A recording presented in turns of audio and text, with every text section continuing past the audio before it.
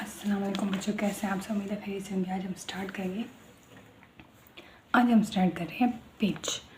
तो पिच क्या होती है इसके बारे में आज पढ़ेंगे। पिच होती है, pitch is the characteristics of sound. Sound की ही करेक्टरिस्टिक्स है by which we can distinguish between shrill and grave sound.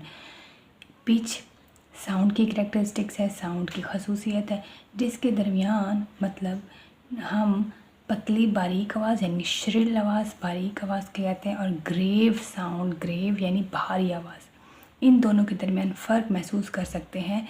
ये पिच जो है हमें इन दोनों आवाज़ों के दरमियान फ़र्क का बताती है। For example grave sound, for example कोई मर्द है बोल रहा है तो उसकी जो आवाज़ है वो मोटी है, भारी है।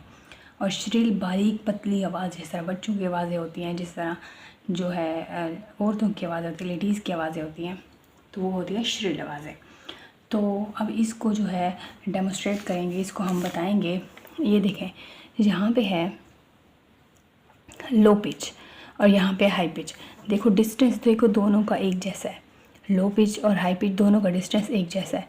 तो यहाँ पे लो पिच और लो फ्रीक्वेंसी, ये जो वॉइस है ना उस वाली मर्दों वाली, ठीक है, इसकी जो फ्रीक्वेंसी देख लें, लो है, फ्रीक्वेंसी लो है, पिच लो है। और जो लेडीज़ की आवाज़ें हैं, औरतों की आवाज़ें हैं, डिस्टेंस तो वही है, सेम है डिस्टेंस, लेकिन इतनी ज़्यादा वेव्स, नंबर ऑफ़ वेव्स क्यों हैं? क्योंकि जो औरतों की आवाज़ें होती हैं वो बारीक होती हैं, चीखने वाली होती हैं, और जो बच्चों की आवाज़ तो वो भी इस तरह चीखने वाली बारीक आवाज़ें होती हैं, तो उनकी पिच ज़्यादा होती है। अगर पिच ज़्यादा है तो फ्रीक्वेंसी ज़्यादा है, अगर पिच लो है तो फ्रीक्वेंसी भी लो है। तो इसका मतलब है जो मर्दों की आवाज़ होती है वो लो पिच वाली होती है, लो फ्रीक्वेंसी होती है, और जो औरतों की आवाज़ें होती हैं, लेडीज़ की आवाज़ें होती हैं, बच्चों की आवाज़ें होती हैं, उनकी हाई पिच और हाई फ्रीक्वेंसी होती है। यहाँ जो है ग्राफ से दिखा रही हैं कि ये जो ये देखें एक दो ही है सिर्फ, यहाँ पे देखें तो एक ही, सिर्फ एक और दो कर्व बन रही हैं, दो वेव्स बन रही हैं यहाँ पे। और ये देखें तो ये जो डिस्टेंस है इसके और इसके दरमियान डिस्टेंस जो है वो सेम है। ये देखिए सेम डिस्टेंस है, सेम डिस्टेंस है, लेकिन यहाँ पे इतने कम क्यों है और यहाँ पे इतने ज़्यादा क्यों बनी है? इसलिए क्योंकि ये लो पिच वाली है, इसका मतलब है जितनी लो पिच होगी उतनी फ्रीक्वेंसी कम होगी, और जितनी हाई पिच होगी उतनी फ्रीक्वेंसी भी हाई होगी। डिस्टेंस देखें दोनों का एक जैसा है, लेकिन ये पतली आवाज़ है, बारीक आवाज़ है, इसलिए उनकी फ्रीक्वेंसी हाई है और ये पिच भी हाई है। और यहाँ पे जो है कम आवाज़ है, भारी आवाज़ है, भारी आवाज़ है, तो इसलिए उसकी पिच भी लो है और उसकी फ्रीक्वेंसी भी लो है। तो ये ग्राफ से आपको दिखा रहे हैं। क्या होती है क्वालिटी? वो होती है करेक्टरिस्टिक्स ऑफ साउंड। साउंड की करेक्टरिस्टिक्स है which can distinguish between two sounds of the same loudness and pitch. आती है यानी सेम लाउडनेस भी है, सेम पिच भी है, दो साउंड्स की लाउडनेस भी है, पिच भी सेम है। तो ये जो चीज़ बताती है उसके दरमियान फ़र्क जो बताती है वो हमें क्वालिटी बताती है। Characteristics of sound by which we can distinguish, ये साउंड की करेक्टरिस्टिक्स है, हम डिस्टिंग्विश कर सकते हैं दो साउंड्स की, सेम लाउडनेस और same pitch. Pitch number of waves को कहते हैं। और यहाँ को जो है गिटार की वॉइस आप देखें, तबले की वॉइस देखें, गिटार कहीं पे बज रहा हो आप बता सकते हैं ये गिटार बज रहा है, बांसुरी कहीं पे बज रही हो आप बता सकते हैं कि बांसुरी बज रही है। तो आपको सेंस, आपके माइंड में जो है आपको पता चल जाएगा ये गिटार की आवाज़ है, आपको पता चल जाएगा ये बांसुरी की आवाज़ है, ठीक है। तो ये क्वालिटी है। अब यहाँ पे आपको यहाँ ग्राफ ड्रा किया गया है। ग्राफ में अब देखें एक्स एक्सिस के अलोंग आपको टाइम और जो वाई एक्सिस है उसके दरमियान एम्पलीट्यूड होता है नंबर ऑफ़ वेव्स। यहाँ पे देखें तो ट्यूनिंग फोक की एक वेव है, फ्लूट बांसुरी की एक वेव है, क्लैरिनेट शहनाई, वो जो बारातों में आते हैं, एक पूरा बैंड होता है जिसमें शहनाइयों वाला भी होता है, तो क्लैरिनेट उसको कहते हैं। अब इन तीनों की वेव्स देखें यहाँ पे एम्पलीट्यूड भी सेम है, यहाँ पे एम्पलीट्यूड भी सेम है, नंबर ऑफ़ वेव्स भी सेम है, लाउडनेस भी सेम है।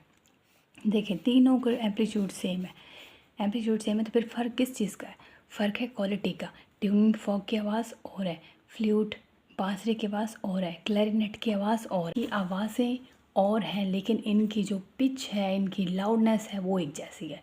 तो ये चीज़ हमें कौन बताती है? ये हमें क्वालिटी बताती है, ठीक है। ट्यूनिंग फॉक देखो एम्पलीट्यूड सेम है, लाउडनेस सेम है, पिच भी सेम है। यहाँ पे एम्पलीट्यूड सेम है, 3 1 2 3 1 2 3, यहाँ पे 3 नंबर ऑफ़ वेव्स हैं। यहाँ पे पिच भी सेम है, लाउडनेस भी सेम है, तो फ़र्क किस चीज़ का है? फ़र्क है क्वालिटी का, ठीक है। हमें क्वालिटी क्या बताती है? हमें दो साउंड्स की लाउडनेस भी बताती है, पिच भी सेम होती है। हमें क्वालिटी बताती है कि दो साउंड्स की लाउडनेस तो सेम होती है, पिच भी सेम है, लेकिन क्वालिटी का फ़र्क होता है। ये जो आप पहचान है ना आपकी, ये क्वालिटी कहते हैं, लेकिन इनकी पिच और इनकी साउंड सेम होती है, और ये चीज़ हमें बताती है क्वालिटी। इंटेंसिटी क्या होता है? Intensity of sound, sound energy, sound की एनर्जी पास पर सेकंड, एक सेकंड में साउंड एनर्जी, साउंड वेव्स जो पास हो रही हैं थ्रू यूनिट एरिया, एक एरिया के अंदर हेल्ड परपेंडिकुलर 90 एंगल पे जो हेल्ड है to the propagation of sound waves, वो इक्वल होगा उसी साउंड वेव की प्रोपेगेशन के। फॉर एग्जांपल यहाँ पे आप देखें, साउंड वेव्स पास हो रही हैं किसी भी एरिया में, तो जितनी साउंड वेव्स एक सेकंड के अंदर पास होंगी उस एरिया में, उस चीज़ को हम कहते हैं intensity of sound. Intensity of sound, for example आप जो है किसी से बात कर रहे हो तो थोड़ी सी साउंड वेव्स पास हो रही होंगी उस एरिया में, तो इस चीज़ को हम इंटेंसिटी कहते हैं। अगर आप ऊंचा आवाज़ में बात कर रहे होगे तो ये तो ज़्यादा साउंड वेव्स प्रोपिगेट होंगी, परपेंडिकुलर होंगी, ठीक है। तो ज़्यादा, अगर आप ज़्यादा बोल रहे हो, ज़्यादा ऊंची आवाज़ में बात कर रहे हो तो ज़्यादा साउंड वेव्स जाएंगी, तो वो इंटेंसिटी ज़्यादा होगी। और अगर आप आहिस्ता आवाज़ में बात कर रही हो तो इंटेंसिटी भी कम होगी, साउंड वेव्स भी थोड़ी सी उस एरिया में जाएंगे। यहाँ पे जो है वेव जा रही है किसी एरिया में एक सेकंड के अंदर, तो इस चीज़ को हम कह रहे हैं कि नंबर ऑफ़ साउंड वेव्स जो है, साउंड एनर्जी जो है पास हो रही है एक सेकंड के अंदर एक एरिया में, जो कि परपेंडिकुलर है to the propagation of wave. ये देखें, परपेंडिकुलर का मतलब है, ये देखें 90 का एंगल बन रहा है, ठीक है। तो इसमें जो है यहाँ पे perpendicular to the propagation of wave. यहाँ इसका यूनिट है इंटेंसिटी का W वाट मीटर पर स्क्वायर। वाट है असल में, अभी आपने साउंड, आपने एनर्जी की बात की है तो एनर्जी का यूनिट है वाट, मीटर पर स्क्वायर है एरिया का यूनिट। तो इंटेंसिटी जो है वो इक्वल है वाट मीटर पर स्क्वायर के। कोई बात समझना है ज़रूर पूछिएगा। मिलते हैं नेक्स्ट लेक्चर में। Thank you so much. अल्लाह हाफिज़।